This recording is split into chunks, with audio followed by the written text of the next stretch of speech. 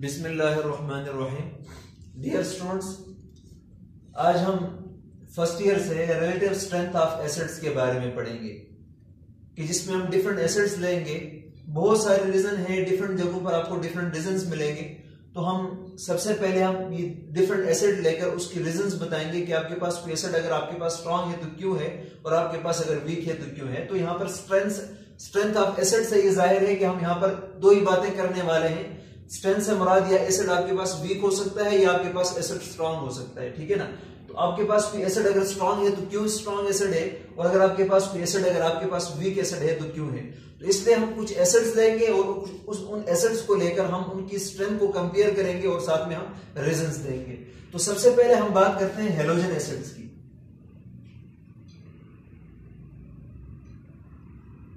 Halogen acids की बात करेंगे। ये जो हेलोजन एसिड है बच्चों, इनको हाइड्रो एसिड्स भी कहा जाता है, ठीक है, क्योंकि इनमें ऑक्सीजन नहीं है, सिर्फ आपके पास हाइड्रोजन है। इनको हाइड्रो एसिड्स भी कहा जाता है, या हम इनको चूंकि हेलोजन के साथ अटैच होते हैं इनको हम क्या बोलते हैं, हेलोजन एसिड बोलते हैं, ठीक है ना। अब हेलोजन एसिड में आपके पास क्या है, आपके पास HF है, ठीक है ना, और आपके पास क्या है जी, HCl है, और आपके पास HBr है, और आपके पास HI है, ठीक है ना। तो इनको हम क्या बोलते हैं, दीज आर हेलोजन एसिड्स, ठीक है बच्चों। ये आपके पास क्या है, हेलोजन एसिड्स है।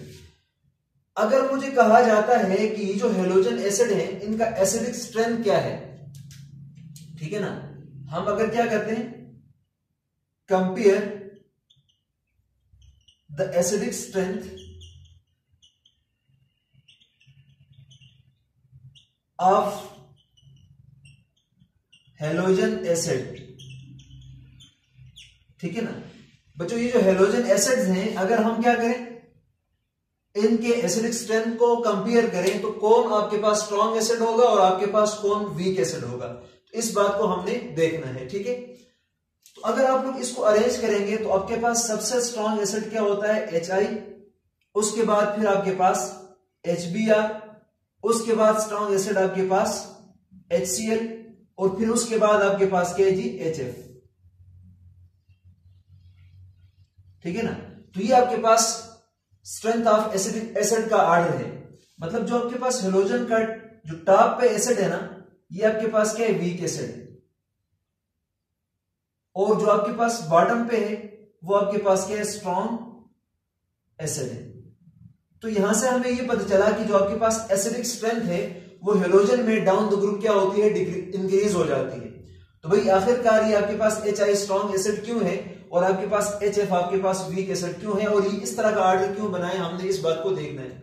तो बच्चों इसको देखने के लिए ना दो रीजन हम देख सकते हैं इसके लिए, ठीक है ना। दो तरह से हम इसका आंसर दे सकते हैं, ठीक है ना। सबसे पहले आप लोग देखें, बॉन्ड लेंथ को कंपेयर करें, ठीक है ना। सबसे पहले क्या देखें, बॉन्ड लेंथ को देखें। अब अगर मैं बॉन्ड लेंथ की बात करता हूं ना, तो आपके पास क्या है, HF का बॉन्ड शॉर्टर होता है क्योंकि जो फ्लोरीन है इसका साइज छोटा है। फिर इसी तरह से आपके पास जो HCl है इसका बॉन्ड लेंथ थोड़ा ज्यादा है। फिर आपके पास HBr का बॉन्ड लेंथ और भी ज्यादा हो गया, और आपके पास HI का बॉन्ड लेंथ आपके पास सबसे ज्यादा है।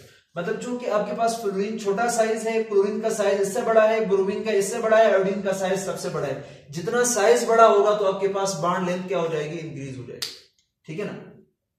अब मैंने इस बॉन्ड लेंथ को जब लिखा है तो इस बॉन्ड लेंथ को मैं क्या करूंगा, इसके स्ट्रेंथ के साथ कंपेयर करूंगा, ठीक है ना।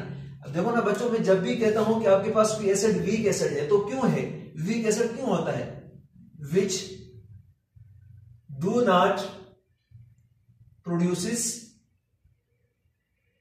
H+ आयन इजीली, ठीक है ना। वो एसिड वीक एसिड कहलाता है जो आसानी से हाइड्रोजन आयन ना दे, और वो एसिड आपके पास स्ट्रॉन्ग एसिड होता है जो क्या करे, which gives hydrogen ion easily, जो आसानी के साथ हाइड्रोजन आयन रिलीज करे, हाइड्रोजन आयन दे, उसको हम क्या बोलेंगे, स्ट्रॉन्ग एसिड बोलेंगे। और जो आसानी से हाइड्रोजन आयन रिलीज ना करे उसको हम क्या बोलेंगे, वीक एसिड बोलेंगे। क्या बोलेंगे, वीक एसिड बोलेंगे। तो इसलिए वीक एसिड है और ये आपके पास क्या, स्ट्रॉन्ग एसिड है। अब सवाल ये पैदा होता है, यार ये जो वीक एसिड है आसानी से हाइड्रोजन आयन क्यों नहीं देता और ये आसानी से हाइड्रोजन आयन क्यों देता है। तो अगर आप लोग गौर करें ना, तो इसका बॉन्ड लेंथ क्या है, सबसे ज्यादा है, इसका बॉन्ड लेंथ सबसे क्या है, वीक है। तो आप याद रखिएगा आपके पास जो स्ट्रेंथ ऑफ बॉन्ड है वो इनवर्सली रिलेटेड है किसके साथ, बॉन्ड लेंथ के साथ। ठीक है, इस बात को आप लोगों ने याद रखना है। ठीक है, जब आपके पास बॉन्ड लेंथ कम हो जाए, बॉन्ड लेंथ जब आपके पास कम हो जाए तो आपके पास स्ट्रेंथ ऑफ बॉन्ड आपके पास क्या हो जाएगी, ज्यादा हो जाएगी। मतलब वो वाला बॉन्ड आपके पास स्ट्रांग होगा। अब अगर आप लोग देखें सबसे क्या है, स्मॉल बॉन्ड लेंथ है, तो बॉन्ड लेंथ अगर कम हो जाए तो बॉन्ड स्ट्रेंथ क्या है आपके पास, ज्यादा। मतलब ये वाला बॉन्ड क्या है, HF के दरमियान में ये स्ट्रॉन्ग बॉन्ड है। तो अगर ये वाला बॉन्ड स्ट्रॉन्ग है तो इस हाइड्रोजन का यहां से रिमूवल क्या हो जाता है, डिफिकल्ट हो जाता है। तो हम ये बोलेंगे कि due to shorter bond length in case of HF, ठीक है ना, the bond between HF is strong due to which hydrogen can not release easily as H+ ion. तो यही वजह है कि HF में ये बॉन्ड स्ट्रॉन्ग होने की वजह से हाइड्रोजन H+ की फॉर्म में आसानी से रिलीज नहीं होता, लिहाजा ये आपके पास क्या है, वीक एसिड है। लेकिन इसके कंपैरिजन में अगर हम यहां पर बात करते हैं तो इसके दरमियान में अगर देखा जाए तो सबसे ज्यादा बॉन्ड लेंथ है हाई, मतलब बॉन्ड लेंथ आपके पास लार्जर है। तो अगर आपके पास बॉन्ड लेंथ ज्यादा हो जाए, बॉन्ड लेंथ क्या हो जाए, इंक्रीज हो जाए, तो आपके पास जो स्ट्रेंथ ऑफ बॉन्ड है वो क्या हो जाएगा, आपके पास डिक्रीज हो जाएगा। इसका मतलब यहां पर बॉन्ड लेंथ तो सबसे ज्यादा है लेकिन ये बॉन्ड आपके पास सबसे क्या होगा, वीक होगा। तो बच्चों जब बॉन्ड वीक होगा तो हाइड्रोजन आपके पास किसकी फॉर्म में रिमूव हो सकता है, H+ की फॉर्म में इजीली रिमूव हो सकता है। ठीक है ना, क्योंकि बॉन्ड लेंथ ज्यादा है तो बॉन्ड लेंथ अगर ज्यादा हो तो बॉन्ड स्ट्रेंथ वीक होगा, और बॉन्ड स्ट्रेंथ कम हो तो हाइड्रोजन यहां से आसानी से निकल पाएगा, और जब आसानी से हाइड्रोजन आयन निकल पाएगा तो उसको हम क्या बोलेंगे, स्ट्रॉन्ग एसिड बोलेंगे। क्योंकि ये बात हमने पहले की है कि किसी भी एसिड का स्ट्रॉन्ग होना या वीक होना डिपेंड करता है कि वो कितनी आसानी के साथ हाइड्रोजन आयन को रिलीज करता है या कितनी डिफिकल्टी के साथ रिलीज करता है। तो पहला रीजन हमारे पास ये है बॉन्ड लेंथ का, कि भाई अगर आपके पास बॉन्ड लेंथ ज्यादा है तो आपके पास क्या है, एसिड स्ट्रॉन्ग एसिड होगा क्योंकि आसानी से हाइड्रोजन आयन रिलीज करेगा। लेकिन अगर आपके पास बॉन्ड लेंथ कम है तो एसिड आपके पास क्या होगा, बॉन्ड स्ट्रॉन्ग होगा, और बॉन्ड की जब स्ट्रेंथ ज्यादा होगी तो हाइड्रोजन का रिमूवल डिफिकल्ट होगा, लिहाजा उसको हम क्या बोलेंगे, वीक एसिड बोलेंगे। तो रीजन नंबर 1 आपके पास ये है। ठीक है, इस बात को आप लोग ध्यान में रखिए। अब नेक्स्ट बात ये है, इससे भी ज्यादा मुनासिब बात अगर हम करें तो किसी भी एसिड का जो एसिडिक स्ट्रेंथ है वो उसके बनने वाले कंजुगेट बेस की स्टेबिलिटी पे डिपेंड करता है। तो अब कंजुगेट बेस क्या होता है और उसकी स्टेबिलिटी को हम कैसे डिसाइड करेंगे, यही हेलोजन लेकर इसी बात से समझने की कोशिश करते हैं। ठीक है, तो पहला केस हमारे पास रीजन आ गया, बॉन्ड लेंथ के रिस्पेक्ट में हमने आंसर दिया। अब हम इसी बात को कंजुगेट बेस की स्टेबिलिटी के रिस्पेक्ट में बात करेंगे। जैसे अगर मैं आपके पास ये है HF, जब HF डिसोसिएट होता है तो ये प्रोड्यूस करता है H+ प्लस आपके पास फ्लोराइड आयन F नेगेटिव। इसी तरह से आपके पास HCl जब डिसोसिएट होता है तो आपके पास बनता है H+ प्लस आपके पास Cl नेगेटिव क्लोराइड आयन बनता है। इसी तरह से आपके पास HBr जब ये डिसोसिएट हो जाता है तो आपके पास H+ प्लस आपके पास क्या बनता है, Br नेगेटिव बनता है। इसी तरह से बच्चों आपके पास HI है, जब ये डिसोसिएट होता है तो आपके पास H+ बनता है, प्लस आपके पास क्या बनता है, I नेगेटिव बनता है। ठीक है ना, तो ये आपके पास सारे के सारे क्या है, हेलाइड आयंस हैं। ये सारे के सारे आपके पास क्या है, हेलाइड आयंस हैं। लेकिन बच्चों अगर आप लोग इन पे गौर करें ना तो इसमें जो फ्लोरीन है इसका साइज छोटा है, क्लोरीन का साइज इससे बड़ा है, ब्रोमीन का साइज इससे भी बड़ा है, और आयोडीन का साइज सबसे बड़ा है। मतलब आपके पास जो हेलोजन हेलाइड आयन है ना, इनका साइज आपके पास क्या होता है, डाउन द ग्रुप इंक्रीज होता है। Size of halide ions increases down the group। ठीक है ना, अब देखो बेसिकली ये आपके पास क्या है, ये एसिड है। अब जब एसिड डिसोसिएट हो गया है तो एक पॉजिटिव पार्ट बना है, एक नेगेटिव पार्ट बना है। तो बच्चों ये जो नेगेटिव पार्ट है ना, अब ये नेगेटिव पार्ट में और इसमें क्या डिफरेंस है? देखिए इधर एक हाइड्रोजन अटैच है, इधर आपके पास हाइड्रोजन नहीं है, मतलब F नेगेटिव में और HF में एक हाइड्रोजन का डिफरेंस है। तो जब भी कोई एसिड एक प्रोटॉन की डिफरेंस से एनाइन बनाता है ना, तो उसको हम क्या बोलते हैं? कंजुगेट बेस बोलते हैं। तो बच्चों ये आपके पास क्या है? कंजुगेट बेस है। इसी तरह से HCl और इसमें क्या डिफरेंस है? एक हाइड्रोजन कम है, तो इस वजह से इसका क्या होगा? कंजुगेट बेस होगा। इसी तरह से HBr जब टूटता है तो ये इसका क्या बन जाएगा? कंजुगेट बेस बन जाएगा। HI से क्या बन जाएगा? I इसका कंजुगेट बेस बन जाएगा। मतलब ये जो नेगेटिव पार्ट है ना, ये ओरिजिनल एसिड के कंजुगेट बेस है। तो कंजुगेट बेस क्या होता है? जब भी कोई एसिड डिसोसिएट होकर नेगेटिव आयन बनाता है तो उनमें और ओरिजिनल एसिड में एक प्रोटॉन का डिफरेंस हो, एक हाइड्रोजन का डिफरेंस हो, तो इसको हम क्या बोलते हैं? उसका कंजुगेट बेस बोलते हैं। अब बात यह है कि अगर मैं यहां पर देखता हूं ना, तो आपके पास जो फ्लोरीन है इसका साइज छोटा है, जो फ्लोराइड आयन है इसका साइज आपके पास क्या है? स्मॉल साइज है। और इसके कंपैरिजन में आयोडाइड आयन को देखता हूं ना, तो ये आयोडाइड आयन आपके पास क्या है? लार्ज साइज है इसका। आयोडाइड आयन का क्या है? लार्ज साइज है। ठीक है ना, मतलब मैं बोल सकता हूं ये आपके पास लार्ज साइज एनाइन है और ये आपके पास क्या है? स्मॉल साइज एनाइन है। तो अब मुझसे पूछा जाए कि भाई आपके पास F नेगेटिव ज्यादा स्टेबल है कि I नेगेटिव ज्यादा स्टेबल है, तो बच्चों याद रखना किसी भी एटम के ऊपर अगर नेगेटिव चार्ज हो तो वो आपके पास क्या होता है? अनस्टेबल होता है। या किसी भी एटम के ऊपर अगर आप पॉजिटिव चार्ज हो तो वो अनस्टेबल होता है। पर अब देखो ये भी आपके पास एनाइन है, ये भी आपके पास एनाइन है, पर ये जो आपके पास एनाइन है ये लार्ज साइज है और ये आपके पास स्मॉल साइज एनाइन है।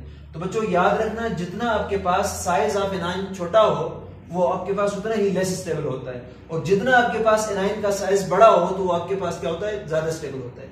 इसका साइज बड़ा होने की वजह से जो चार्ज डेंसिटी है ये कम हो जाती है, ठीक है ना, इस वजह से ये स्टेबल है। और यहां पर इसका साइज छोटा है तो एक छोटे वॉल्यूम के ऊपर चार्ज है, लिहाजा इसकी चार्ज डेंसिटी ज्यादा है, तो ये आपके पास क्या होगा? अनस्टेबल होगा।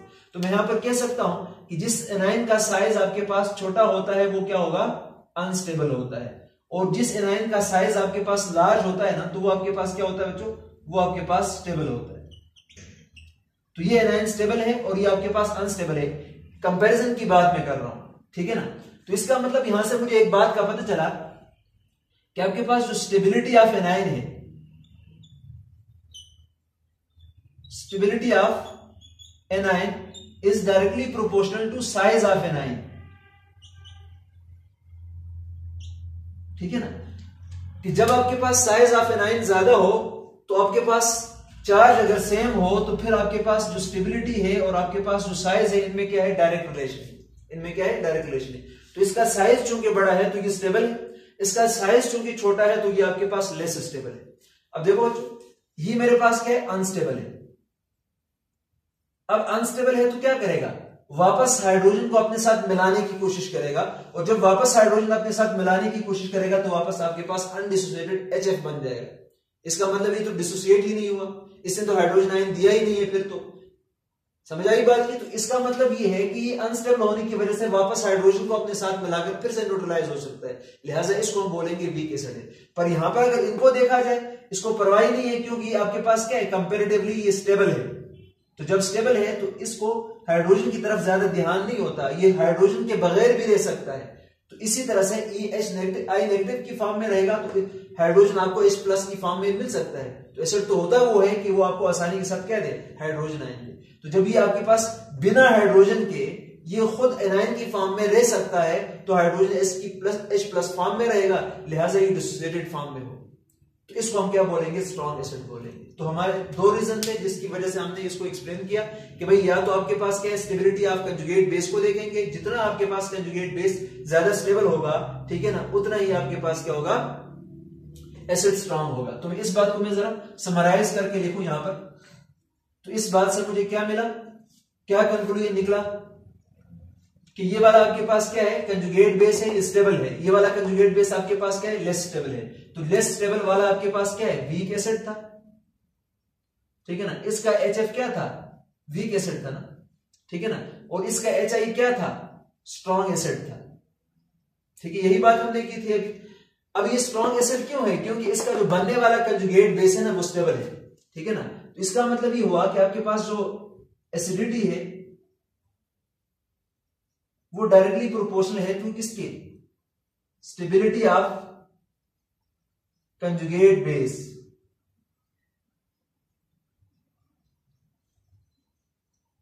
ठीक है ना, जितना आपके पास कंजुगेट बेस स्टेबल होगा उतना आपके पास एसिडिक स्ट्रेंथ क्या होगी, ज्यादा होगी। तो इस बात को आप लोगों ने ध्यान में रखना है। अब हम बात करते हैं नेक्स्ट, जो आपके पास एसिड है वो आपके पास ऑक्सो एसिड्स हैं। ठीक है ना, नेक्स्ट आपके पास क्या है, ऑक्सो एसिड्स। तो ऑक्सो एसिड्स को हम कैसे डिसाइड कर लेंगे,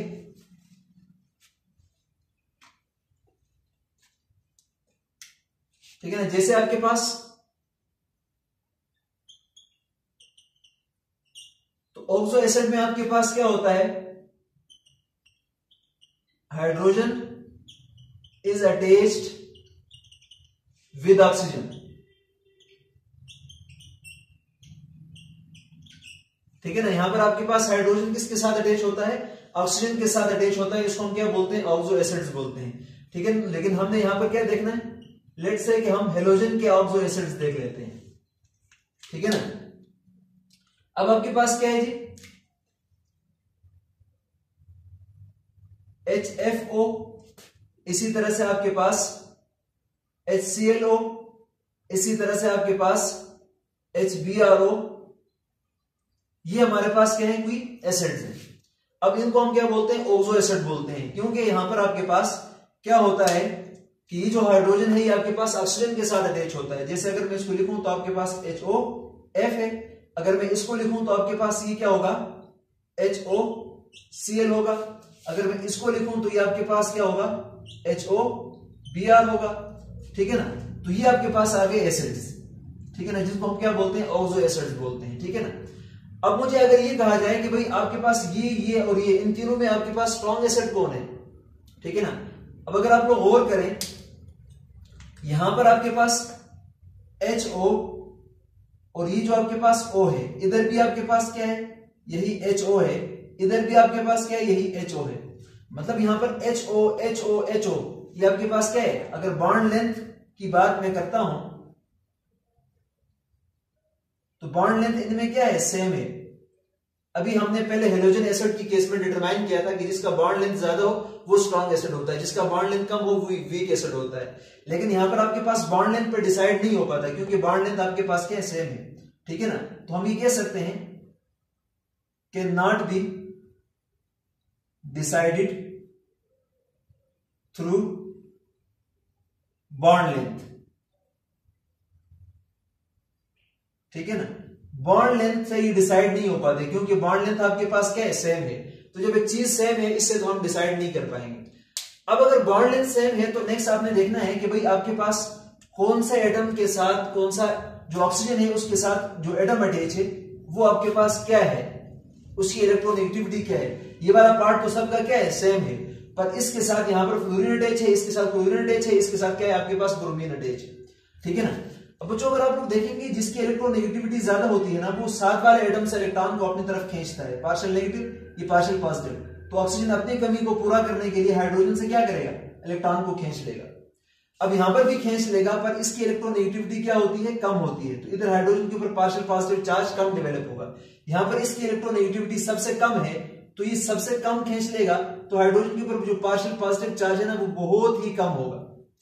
इस केस में ये जो पार्शियल पॉजिटिव चार्ज है ना हाइड्रोजन के ऊपर ज्यादा है, मतलब इसके साथ ये वाला जो एटम अटैच है, इसने अपने इलेक्ट्रोनेगेटिविटी की वजह से, इंडक्टिव इफेक्ट की वजह से साथ वाले एटम से इलेक्ट्रॉन को खींच लिया है, जिसकी वजह से ये वाला हाइड्रोजन आपके पास स्ट्रांगली पोलर बन चुका है।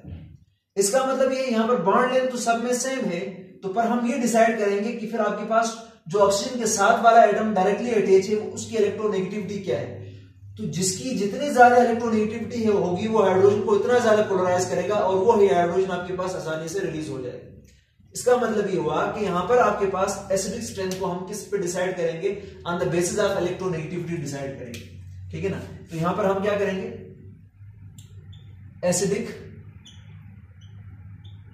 Strength in case of oxo acid is determined by the electronegativity of the atom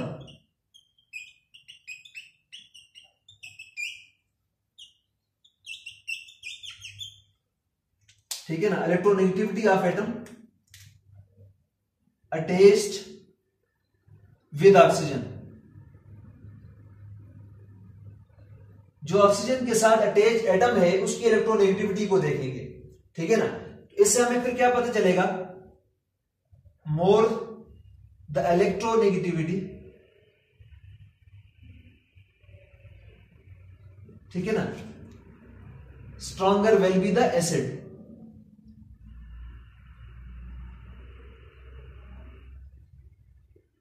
ठीक है ना, जितनी आपके पास इलेक्ट्रोनेगेटिविटी उस एटम का ज्यादा हो तो इसमें जो आपके पास एसिडिक स्ट्रेंथ है वो भी आपके पास क्या हो जाएगी, इंक्रीज हो जाएगी। ठीक है ना, अब यहां पर आप देखें ये क्या है आपके पास, मोर इलेक्ट्रोनेगेटिव है, इससे फिर आपके पास क्या है, ये लेस इलेक्ट्रोनेगेटिव है, और यही आपके पास क्या है, लीस्ट इलेक्ट्रोनेगेटिव है। ठीक है ना, तो हमने यहां पर बात की है more electronegativity stronger will be the acid. Electronegativity किसकी ज्यादा है, इसकी ज्यादा है, तो ये वाला एसिड आपके पास क्या होगा, स्ट्रॉन्ग होगा। सो हम ये लिख सकते हैं कि आपके पास जो HFO है ये स्ट्रॉन्गर एसिड होगा किससे, HClO से, और ये स्ट्रॉन्गर एसिड होगा किससे, HBRO से। ये किससे स्ट्रॉन्ग होगा, HBRO से स्ट्रॉन्ग एसिड होगा। ठीक है ना, तो अगर हम ऑक्सो एसिड्स की बात करेंगे तो ऑक्सो एसिड्स में हम बॉन्ड लेंथ पे डिसाइड नहीं कर पाते, लेकिन इस केस में हम क्या यूज करेंगे, इलेक्ट्रोनेगेटिविटी ऑफ एटम को यूज करेंगे जो ऑक्सीजन के साथ अटैच है। तो जितनी ज्यादा एटम की इलेक्ट्रोनेगेटिविटी होगी उतनी ही आपके पास एसिडिक स्ट्रेंथ क्या होगी, ज्यादा होगी। तो यहां पर सिंपली हम ये कह सकते हैं कि जो आपके पास एसिडिटी है वो डायरेक्टली प्रोपोर्शनल है electronegativity of the attached atom. ठीक है ना, अब नेक्स्ट आपके पास क्या है, नेक्स्ट भी आपके पास ऑक्सो एसिड्स ही हैं, लेकिन यहां पर आपके पास जो हेलोजन एटम थे ना FCl और आपके पास Br, ये डिफरेंट एटम्स थे। अब हम बात करेंगे सारे हेलोजन आपके पास सेम हो तो फिर क्या करेंगे। ठीक है ना, तो फिर आपके पास नेक्स्ट कौन से एसिड्स होंगे, नेक्स्ट आपके पास oxo acids with similar halogen. Next आपके पास क्या होंगे, oxo acid with similar halogens.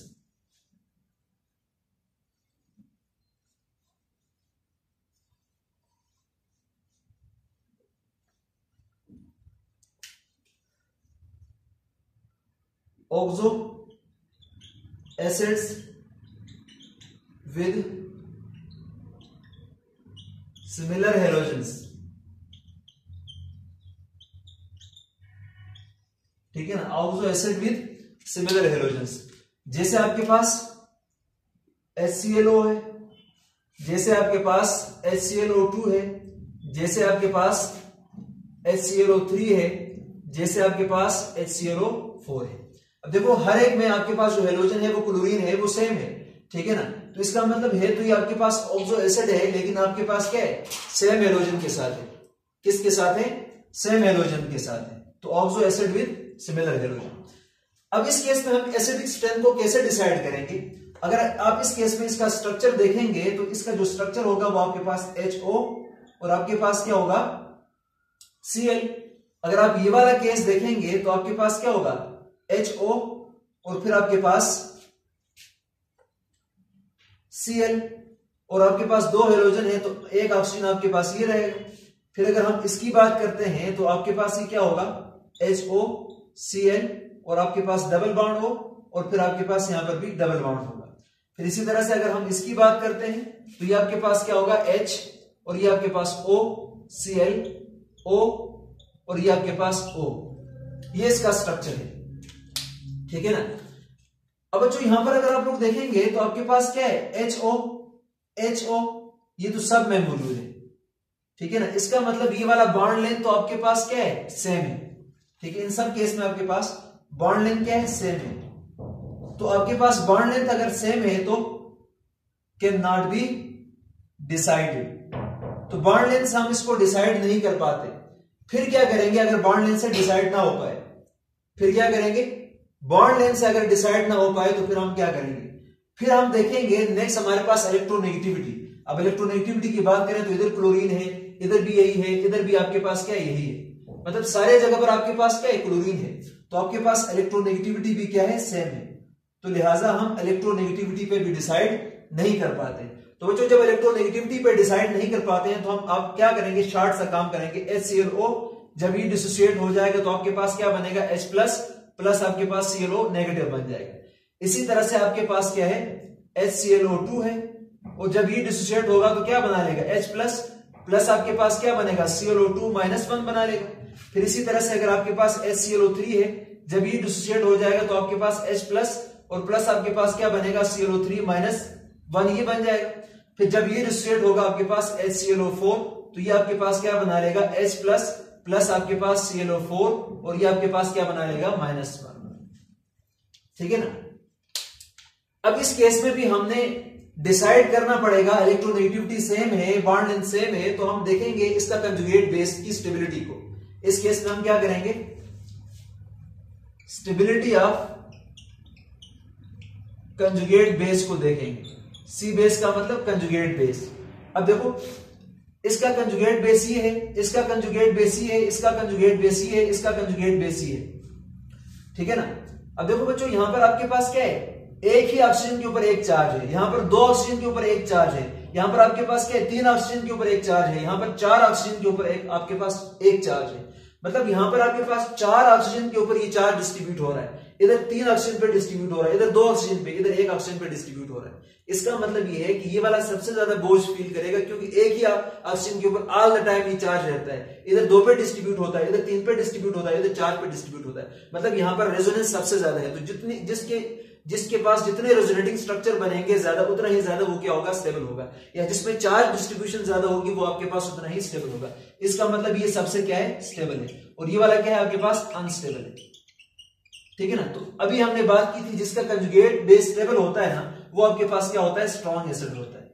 वो आपके पास क्या होता है, स्ट्रॉन्ग एसिड होता है। तो बच्चों इसलिए ये आपके पास क्या है, स्ट्रॉन्ग एसिड है, और ये आपके पास क्या है, वीक एसिड। ये आपके पास क्या है, वीक एसिड है। तो इस तरह से हम डिफरेंट एसिड की जो एसिडिक स्ट्रेंथ है उसको हम डिटरमाइन करेंगे बाय यूजिंग वेरियस फैक्टर। तो बच्चों आज के इस लेक्चर में हमने रिलेटिव स्ट्रेंथ ऑफ एसिड पढ़ा, जिसमें हमने हेलोजन एसिड की एसिडिक स्ट्रेंथ को देखा, जिसमें हमने 2 रीजन की बात की, या तो बॉन्ड लेंथ को देखा जाए या फिर जो स्टेबिलिटी ऑफ कंजुगेट बेस है उसको देखा जाए। फिर हमने ऑक्सो एसिड्स की बात की जहां पर बॉन्ड लेंथ सेम था, तो हमने इलेक्ट्रोनेगेटिविटी की बेस पे हमने एसिडिक स्ट्रेंथ को निकाला। फिर हमने ऐसे ऑक्सो एसिड को देखा जिसमें सिमिलर हेलोजन थे, यहां पर बॉन्ड लेंथ भी सेम, इलेक्ट्रोनेगेटिविटी भी सेम। फिर हम जाएंगे किसके ऊपर, जो आपके पास स्टेबिलिटी ऑफ कंजुगेट बेस है उस पे जाएंगे। अब यहां पर सबसे ज्यादा ClO4 ज्यादा स्टेबल है, क्योंकि यहां पर चार्ज की डिस्ट्रीब्यूशन ज्यादा है। मतलब एक चार्ज 4 ऑक्सीजन पे डिस्ट्रीब्यूट हो रहा है, मतलब इसमें रेजोनेंस ज्यादा है, और इसमें रेजोनेंस कम है, तो लिहाजा ये अनस्टेबल होगा, तो वीक एसिड है। और ये आपके पास स्टेबल है, तो इसका जो एसिड है वो क्या होगा, स्ट्रॉन्ग होगा। तो बच्चों स्टार्ट से लेकर एंड तक इसको जरूर देखना है और एक एक पॉइंट को अपने पास नोट करना है। Thank you very much.